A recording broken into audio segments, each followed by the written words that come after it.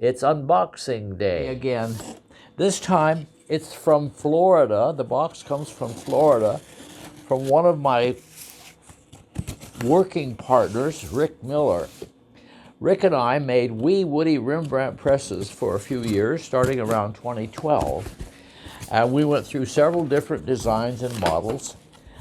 He had a CNC router.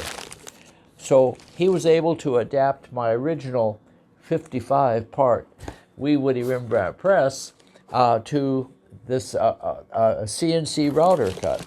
Well, the other day he called me, he said, "Bill, guess what? I found a WeeWoodie Rembrandt press." And he sent it to me. I'm glad to see it. This is very similar to the original 55-part one. And the rollers are packed away in a box here, and the felts and the base. It's a wonderful collection. He said, "But Bill, the hood is missing."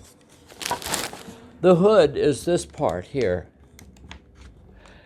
He said, "I don't know what happened to it." Well, I remember we made one called the Blue Crown, where he made the hood and he painted it blue.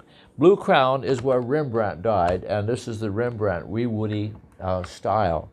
And so what I'm going to do is I'm going to copy the original wooden hood in a 3D print.